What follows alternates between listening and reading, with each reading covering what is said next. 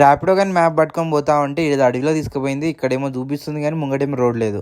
100 రోజులు బైక్ ట్యాక్సీలో సంపాదించిన పైసలతో యూట్యూబ్లో సినిమా తీస్తా. ఈ రోజు డే 20.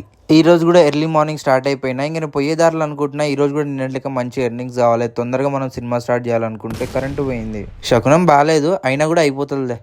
ఈరోజు పికప్ పాయింట్ దగ్గర నాకు ఈ లొకేషన్ ఎంత నచ్చిందంటే ఇక్కడ ఒక 10-15 నిమిషాలు కూర్చోవాలనిపించింది నాకు. నేను ఇట్లా అనుకున్నానో లేదో కస్టమర్ 10 నిమిషాలు లేట్ అవుతుంది అని చెప్పేసి అంటే నేను ఇంకా ఇక్కడ కూర్చొని చెల్ అవుతున్నా.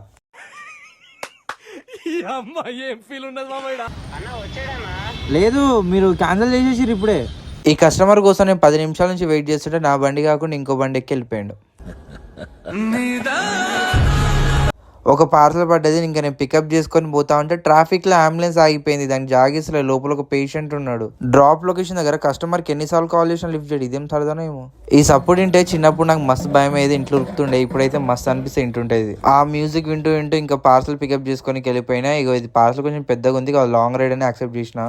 దారిలో నేను వీళ్ళని చూసిన. ఎంతైనా మన ఊరమ్మాయిలు స్పెషల్, వాళ్ళ పని వాళ్ళు మంచిగా చేసుకుంటారు సిగ్గుపడకుండా. మొత్తానికి డ్రాప్ లొకేషన్ దగ్గరకు వచ్చేసిన. కస్టమర్ కి ఒక 20 టైమ్స్ కాల్ చేసిన తర్వాత బయటకు వచ్చి నా పార్సల్ తీసుకుర్రు. టైం ఏమో 4 అయింది. నాకు ఫుల్ ఆకలి అవుతుంది. ఇప్పటిదాకా తినడానికి ఇక్కడ ఆగిన. ఈ షాప్ కొత్తగా స్టార్ట్ చేసిందంట. కూర్చోనికి ప్లేస్ బాగాలేదు కానీ ఫుడ్ బాగానే ఉన్నది. నేను ఇట్లా తిన్నానో లేదో అప్పుడే నాకు పెద్ద రైడ్ పడ్డది. ఇక్కడ టక్మెన్ పికప్ చేసుకొని వెళ్ళిపోయినా. ఈ దారంతా ట్రాఫిక్ 20 కిలోమీటర్స్ కి 1.5 hours పైగా టైం తీసుకున్నది.